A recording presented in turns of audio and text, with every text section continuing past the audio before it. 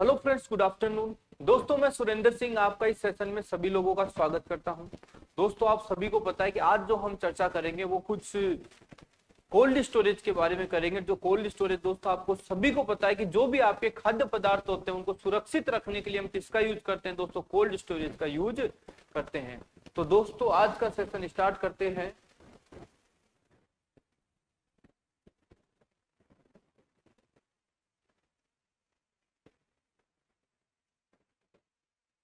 ठीक है, आज का दोस्तों आपका फर्स्ट क्वेश्चन है, कोल्ड स्टोरेज के कूलिंग चेंबर को निम्न में से किसके द्वारा ठंडा किया जाता है? काफी इंपोर्टेंट क्वेश्चन है दोस्तों। कोल्ड स्टोरेज के जो कूलिंग चेंबर होंगे वो किसके द्वारा ठंडा करें? क्या कंडेंसर के द्वारा ठंडा होता है? पहले तो देखो, ऑप्शन में आप उसे पकड़ना है जो हमारा ऑप्शन मतलब गलत दे रखा है। हमेशा गलत ऑप्शन को पकड़ो, सही ऑप्शन तो आपका ऑटोमेटिक आएगा। दोस्तों, कोई भी दिक्कत आपको नहीं मिलेगी। ठीक है, मेरा जो फंडामेंटल है वो इस प्रकार से कराने का है कि आप ऑप्शन का पूरा ध्यान रखें। जिस क्वेश्चन में आप मतलब तकलीफ में होगी हम क्या करें क्या नहीं करें, सही आंसर नहीं मिल रहा है, लेकिन आपको उसका टॉपिक पता है तो दोस्तों जो गलत ऑप्शन है उनको काट दो, सही ऑप्शन ऑटोमेटिक मिलेगा। इनमें से कोई नहीं।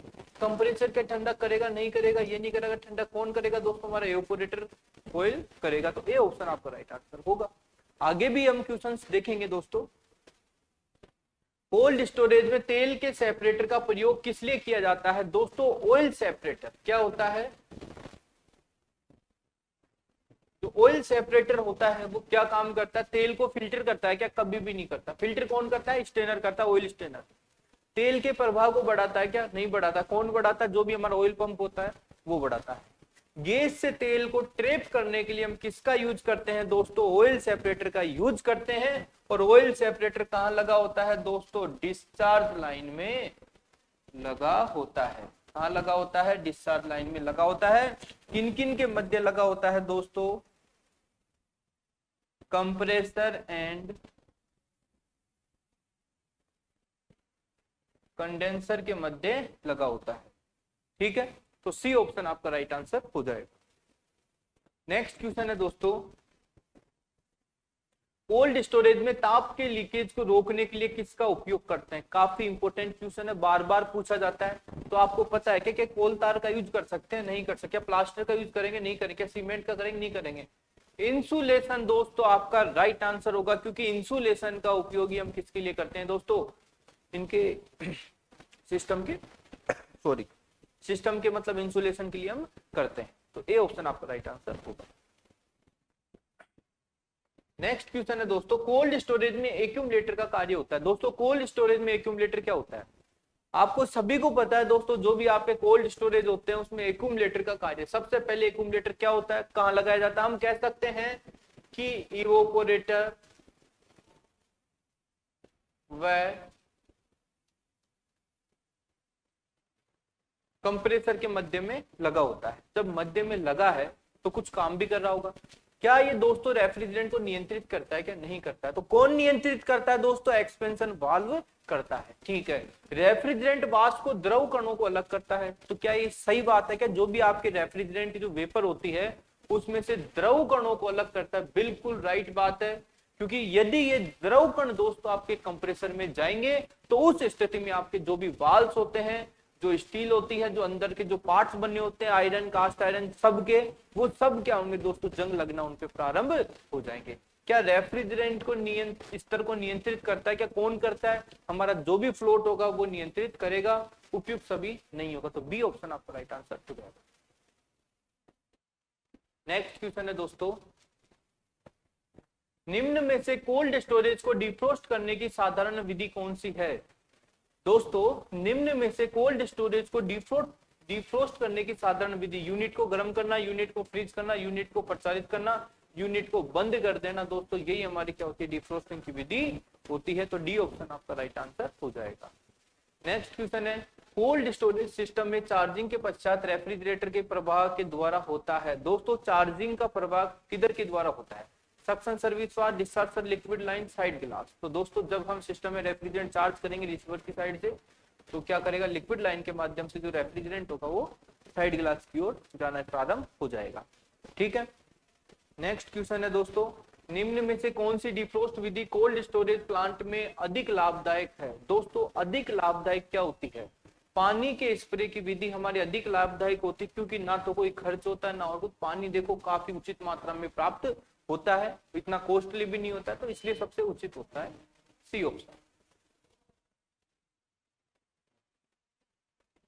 नेक्स्ट क्वेश्चन है दोस्तों, क्या पूर्व निर्मित कोल्ड स्टोरेज का निर्माण सीमित कूलिंग क्षमता के लिए किया जाता है?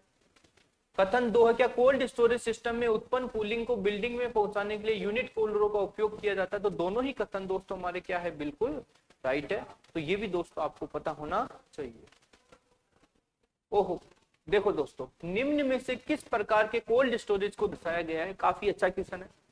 देखो होप वो आप ये देखिए, ये पूरा स्पेस है, इसमें आपका रेफ्रिजरेटेड स्पेस लगा हुआ है, एक्सपेंशन कंडेंसर वगैरह सब कुछ लगे हुए हैं। क्या ये पूर्व निर्मित हो सकता है क्या दोस्तों? क्या ये यूनिट कूलर युक्त कोल्ड स्टोरेज होगा? क्या फ्रोजन कोल्ड स्टोरेज होगा? दोस्तों ये जो हमारे कोल्ड स्टोरेज होते हैं ना, इस प्रकार के कोल्ड स्टोरेज होते हैं यूनिट कूलर युक्त कोल्ड स्टोरेज। इनके एक यूनिट है, एक यूनिट में इनको फिक्स कर रखा है, कंडेंसर वगैरह सब कुछ एक साथ है, तो उस स्थिति में क्या करते हैं, तो उनको हम यूनिट कूलर कहते हैं। ठीक है। नेक्स्ट क्वेश्चन है दोस्तों, निम्न में से किस कोल्ड स्टोरेज को अधिक निम्न तापमान पर उत्पादों को स्टोर करने के लिए प्रयुक्त किया जाता है? दोस्तों तापमानों पर उत्पादों को स्टोर करने के लिए प्रयुक्त किया जाता है, तो किसका प्रयोग किया जाता है दोस्तों? देखिए, फ्रोजन कोल्ड स्टोरेज, अति निम्न, हाँ बिल्कुल। तो दोस्तों इस प्रकार के जो कोल्ड स्टोरेज होता है ना, अति निम्न तापमानों पर उत्पादों के लिए, तो हमारे ये होते हैं फ्रोजन कोल्ड स्टोरेज होते हैं। ठीक है। सॉरी देखो क्वेश्चन वापस से देखो, ऑप्शन भी आप पूरे देखो दोस्तों, है ना। देखो अति निम्न तापमान पर उत्पादों को स्टोर करने के लिए, देखो अति निम्न तापमानों को स्टोर करेंगे, आप फ्रोजन कोल्ड स्टोरेज चाहिए क्या अस्थायी कोल्ड स्टोरेज? तो बिल्कुल भी नहीं चाहिए। क्या पूर्व निर्मित चाहिए? नहीं चाहिए। अधिक अवधि वाले कोल्ड स्टोरेज की आवश्यकता होगी, क्योंकि अति जो निम्न तापमान है ना, वो हम इसके लिए ही उपयोग करते हैं दोस्तों। नेक्स्ट क्वेश्चन है, देखो जो भी आपके कोल्ड स्टोरेज है उसका एक मतलब एक सूची दिया है, सूची में आपको ये बताना है कंप्रेसर कौन सा है, कंडेंसर, रेफ्रिजरेंट कौन सा, वो सब कुछ दोस्तों आपको बताना है। रेफ्रिजरेंट आप सभी को पता है कौन सा होता है, अमोनिया होता है। कंडेंसर कैसा होता है दोस्तों? वाटर कूल्ड कंडेंसर होता है। इवोपरेटर कौन सा होता है दोस्तों? क्या फिन एंड ट्यूब टाइप होता है क्या? बिल्कुल भाई, फिन एंड ट्यूब टाइप भी होता है, लेकिन आप सभी को पता है, आप सभी को पता है दोस्तों, वर्तमान में जो कोल्ड स्टोरेज होते हैं वाटर कूल्ड इवेपोरेटिव कंडेंसर का यूज करते हैं, तो ये भी आपको पता होना चाहिए। रेफ्रिजरेंट नियंत्रक क्या करता है? लो साइड प्रेशर फ्लोट वाल्व कहलाता है। तो डी ऑप्शन आपका 1 2 3 4, 1 2 3 4 बी ऑप्शन दोस्तों आपका राइट आंसर हो जाएगा। ठीक है। नेक्स्ट क्वेश्चन है दोस्तों, कोल्ड स्टोरेज की क्षमता निर्भर करती है, किसमें निर्भर करती है? कोल्ड स्टोरेज के आयतन पर, प्रयुक्त मशीनों पर, प्रणाली की लागत पर। ये सभी कोल्ड स्टोरेज की जो क्षमता होता है ना दोस्तों, तीनों पे लागत करती है, क्योंकि प्रणाली की लागत क्या है वो भी आपके ऊपर डिपेंड करेगी, मशीन कैसी लगा रखी है आपने वो भी डिपेंड करेगा, स्टोर का आयतन भी वेरी इंपॉर्टेंट है।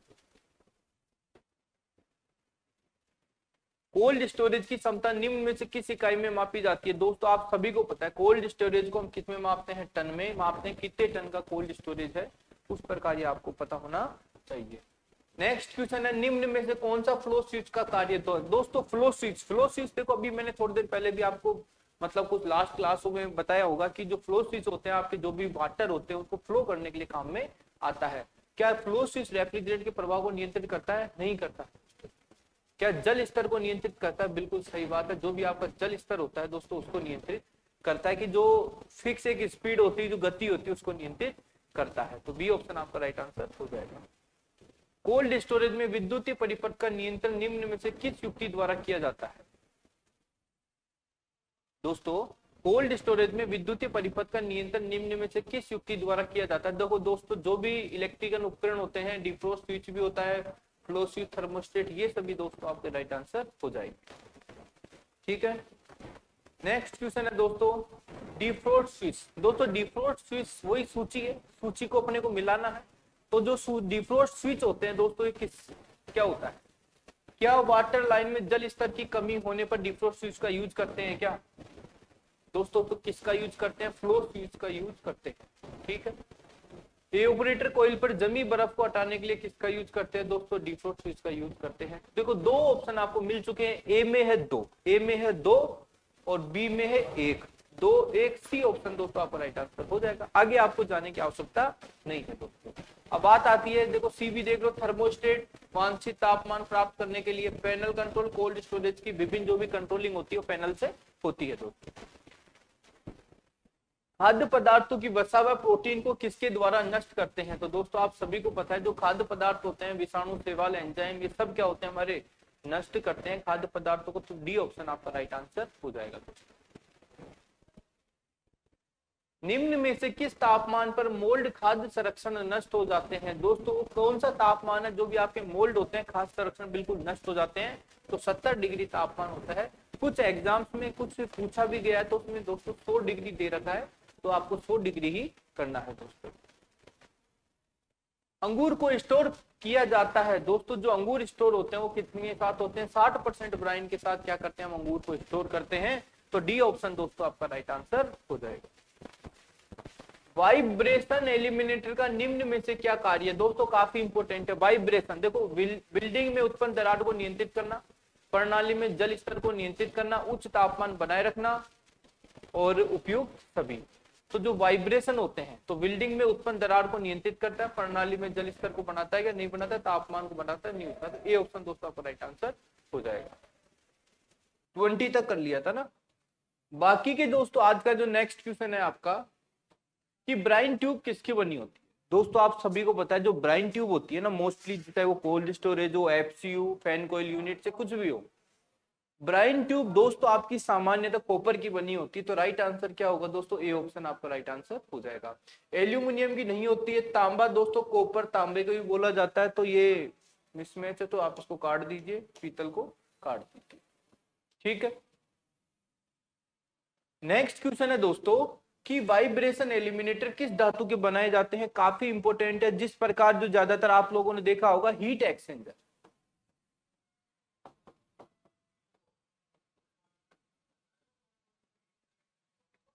जो आपके हीट एक्सचेंजर होते हैं दोस्तों, ये आप लोगों ने देखा होगा, चाहे आपकी मशीन 1 लाख रुपए की हो, चाहे 20 लाख की हो, चाहे 25 लाख की हो, लेकिन जो हीट एक्सचेंजर में जो यूज करते हैं वो एल्यूमिनियम का ही यूज करते हैं। इसी प्रकार दोस्तों जो एलिमिनेटर होते हैं वो आपके किसके बने होते हैं? एल्यूमिनियम के बने होते हैं। स्टील के दोस्तों नहीं होते हैं, तांबा के नहीं होते, रबर के नहीं होते। तो राइट आंसर क्या होगा दोस्तों? बी ऑप्शन आपका राइट आंसर हो जाएगा। नेक्स्ट क्वेश्चन है दोस्तों, जब कोल्ड स्टोरेज प्लांट काम न करने की स्थिति में हो तो चार्जिंग की कौन सी विधि तेजी से कार्य करेगी? काफी इंपोर्टेंट क्वेश्चन है। तो क्या वॉल्यूम विधि होती है? क्या भाई हमारे सिस्टम में चार्जिंग में कोई वॉल्यूम विधि नहीं होती है, वेपर विधि नहीं होती है, गैस विधि नहीं होती, लेकिन दोस्तों आप सभी को पता है कि तरल विधि काफी इंपोर्टेंट है। इसीलिए आप लोगों ने देखा होगा कि कोल्ड स्टोरेज में जब हम चार्जिंग करते हैं तो हमेशा रिसीवर साइड से चार्जिंग करते हैं। तो ये भी आपको पता होना चाहिए।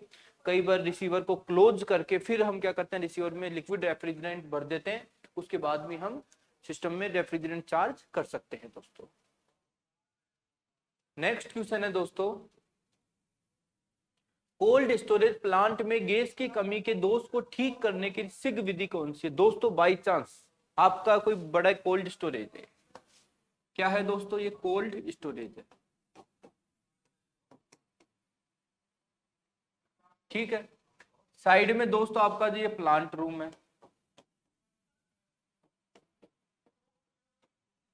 ठीक। अब आपको पता है दोस्तों, देखो बार बार होता क्या है कि जो कोल्ड स्टोरेज पूरा किस पे डिपेंड है? हमारे प्लांट के ऊपर डिपेंड है। प्लांट मतलब चिल्ड वाटर भेज रहा है, ब्राइन भेज रहा है, रेफ्रिजरेंट भेज रहा है, कुछ भी भेज रहा है कूलिंग के लिए। उस स्थिति में दोस्तों आप सभी को पता है यदि प्लांट में बाई चांस गैस आपका लीक हो गया है तो उस स्थिति में ऐसा नहीं है कि हम क्या करेंगे इसमें थोड़ा सा टॉपअप कर देंगे, तो वो पॉसिबल नहीं है। तो सबसे पहले टॉपअप को हटाओ। उसके बाद क्या, रेफ्रिजरेंट उसमें लीक हो रहा है, आप उसमें वापस से प्रेशर दे रहे हो, क्या कर देना चाहिए? नहीं देना चाहिए। इवेक्यूएशन क्या वैक्यूम करना चाहिए? नहीं करना चाहिए। दोस्तों सबसे पहले जो काम होता है ना वो होता है आपका लीक टेस्टिंग का काम होता है, ठीक है। तो राइट आंसर क्या होगा? बी ऑप्शन आपका राइट आंसर हो जाएगा दोस्तों। नेक्स्ट क्वेश्चन है दोस्तों, ऑस्मोसिस प्रक्रिया में सोल्टिंग मास से खींचा जाता है। दोस्तों मतलब ये कि ये हमारे फ्रोजन की प्रक्रिया होती है। जो मीट होते हैं, नॉनवेज होते हैं, जब उनको कोल्ड स्टोरेज में हम स्टोर करते हैं तो उस स्थिति में क्या करते हैं दोस्तों, उनकी नमी को क्या कर दिया जाता है? एब्जॉर्ब कर लिया जाता है। क्यों? क्योंकि नमी होगी तो क्या बनेगी, बर्फ के रूप में बनेगी, जो कि क्या होगा दोस्तों उनके लिए काफी मतलब जो पकाई मतलब सबका अलग अलग लॉजिक होता है। कुछ कुछ लोग कहते हैं कि जो आपका नॉनवेज होता है उसको जैसे हम फ्रिज में स्टोर करते हैं तो कुछ उसकी मात्रा है ना जो पकाने की होती है, क्योंकि देखो पका के सबको खाना होता है। तो उस स्थिति में बताते हैं कि जो एक तो फ्रेश नॉनवेज जो मीट होता है आपका और एक फ्रीजर का होता है, तो फ्रेश को पकाने के लिए काफी टाइम चाहिए बल्कि फ्रीजर को पकाने के लिए कम टाइम चाहिए। तो इसलिए क्या करते हैं दोस्तों, उसकी नमी को निकाल लेते हैं। नेक्स्ट क्वेश्चन है दोस्तों, निम्न में से कौन से साधन की सर्वाधिक आवश्यकता आइसक्रीम के लिए होती है? काफी इंपोर्टेंट है दोस्तों। आप सभी को पता है, देखो जितने भी आपके सिटीज होते हैं, कई लोगों ने आपने देखा होगा बड़ी इंडस्ट्री होती है काफी दूर, उसकी सप्लाई मतलब पूरे स्टेटों में करनी होती है, ठीक है, प्लांट काफी कम होते हैं। तो उस स्थिति में दोस्तों आइसक्रीम के लिए सर्वाधिक आवश्यकता होती है वो हमारे होते हैं मोबाइल रेफ्रिजरेशन की। क्यों? क्योंकि जब तक हम मोबाइल रेफ्रिजरेशन, जो भी आपके ट्रक होते हैं, ट्रांसपोर्टेशन होते हैं, उसमें जब तक मोबाइल रेफ्रिजरेशन का यूज नहीं करेंगे तो आइसक्रीम दोस्तों दिल्ली से गुड़गांव नहीं पहुंच सकती, बीच में ही पिघल जाएगी। ठीक है, तो राइट आंसर ए हो जाएगा। नेक्स्ट क्वेश्चन है दोस्तों, कोल्ड स्टोरेज के डीप फ्रीजर की आंतरिक दीवार बनी होती है? काफी इंपोर्टेंट क्वेश्चन है दोस्तों। जो भी आपके कोल्ड स्टोरेज होते हैं जिनकी जो आंतरिक दीवारें होती है वो किसकी बनी होती है बताइए? तो दोस्तों आप सभी को पता है एल्यूमिनियम की होती है, स्टेनलेस स्टील की होती है, सीमेंट की होती है, प्लास्टिक की होती है। देखो वैसे तो होता क्या है, जो भी आपके कोल्ड स्टोरेज होते हैं उनके इंटरनल सबसे पहले इंसुलेशन होता है। इंसुलेशन होने के बाद में दोस्तों क्या करते हैं, प्लास्टिक की दीवार अर्थात जो भी आपकी सीट आती है ना प्लास्टिक की, उसको लगा देते हैं। तो वो क्या होता है दोस्तों, आसानी रहती है उसको। ठीक है, डी ऑप्शन राइट आंसर हो जाएगा।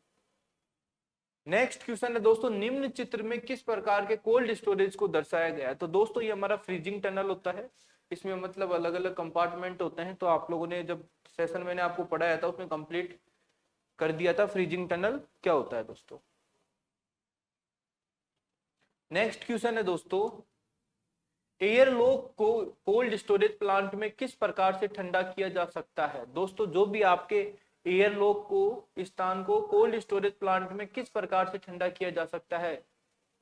पृथक रेफ्रिजरेशन इकाई के द्वारा, कोल्ड स्टोरेज इकाई के द्वारा, वापसी हवा के द्वारा, कोल्ड स्टोर रूम में होने वाली लीक हवा के द्वारा।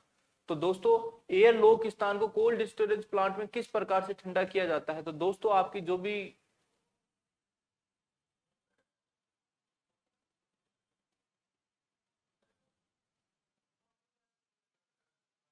ये नहीं होगा, वापसी हवा के द्वारा भी नहीं हो, कोल्ड स्टोरेज इकाई के द्वारा। तो राइट आंसर दोस्तों आपका बी ऑप्शन राइट आंसर हो जाएगा।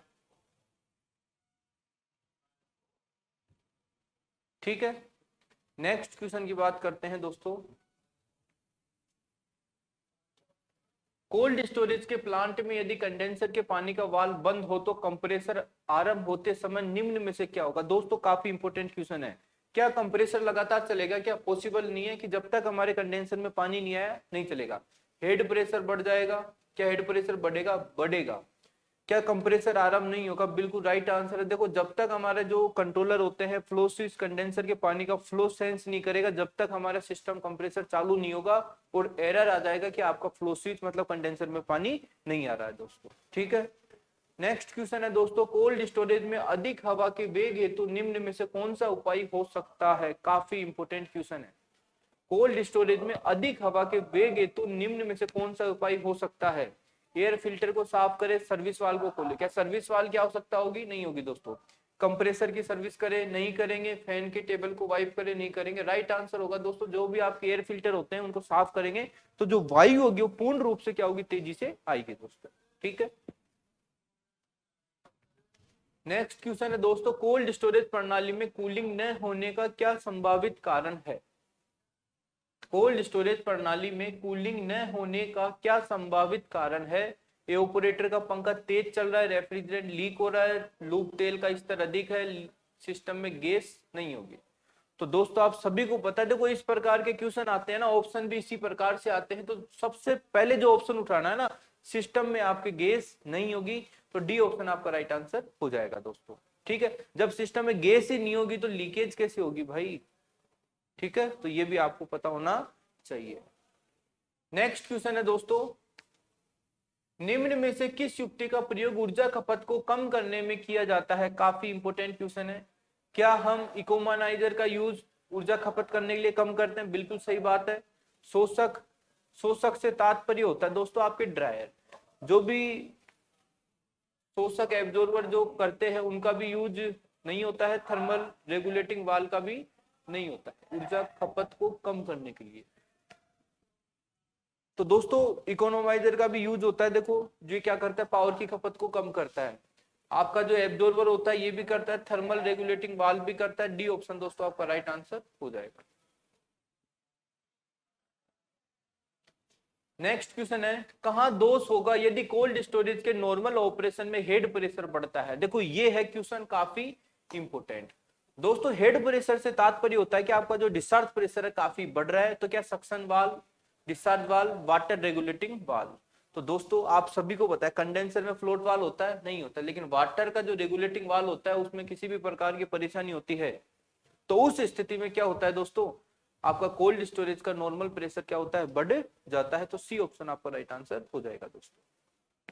नेक्स्ट क्वेश्चन है, यदि कोल्ड स्टोरेज अधिक ऊर्जा की खपत कर रहा है तो इस दोष का क्या कारण हो सकता है? प्रणाली में नमी उपस्थित है, कूलिंग चेंबर एयर टाइट नहीं है। बिल्कुल सही बात है। और ये भी सही बात है, जब सिस्टम में नमी होगी दोस्तों तो उस स्थिति में पावर खपत ज्यादा होगा। और कूलिंग चेंबर हमारा एयर टाइट नहीं है तो जो भी ठंडी वायु होगी वो बाहर निकल जाएगी दोस्तों।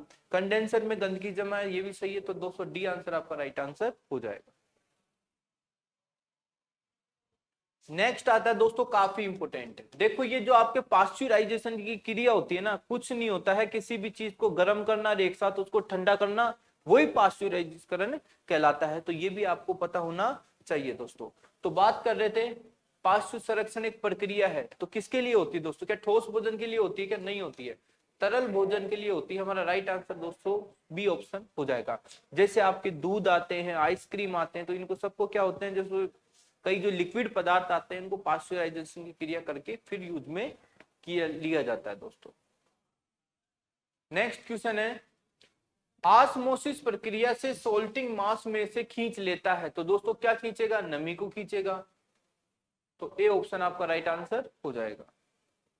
नेक्स्ट क्वेश्चन है दोस्तों, फर्मेंटेशन स्टार्च और शुगर का में माइक्रोबियल रूपांतरण, माइक्रो कन्वर्जन होता है। तो दोस्तों किस में होता है आप सभी को बताइए। जो टोटल होता है हमारा बैक्टीरिया में होता है। तो राइट आंसर क्या होगा? बी आपका राइट आंसर हो जाएगा दोस्तों।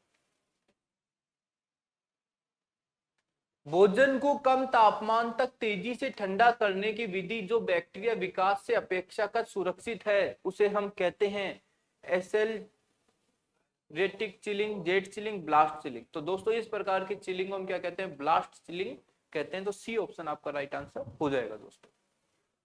और दोस्तों आज का लास्ट क्वेश्चन है, निम्नलिखित में से कौन सा कथन ब्लास्ट फ्रीजर के बारे में सही नहीं है? काफी इंपोर्टेंट है। भोजन की गुणवत्ता बनी रहती है, ये मेटानोलिक क्रिया को धीमा करता है, बैक्टीरिया का विकास धीमा हो जाता है, यह ऊर्जा को कम करता है। तो दोस्तों आप सभी को पता है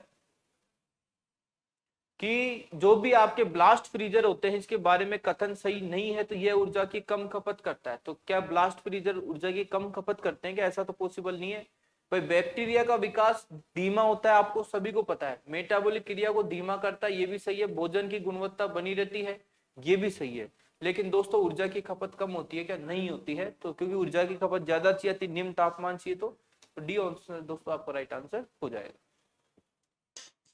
तो दोस्तों आज का सेशन यही समाप्त करते हैं, मिलते हैं नेक्स्ट सेशन में। जब तक के लिए thank you, take care, bye bye दोस्तों।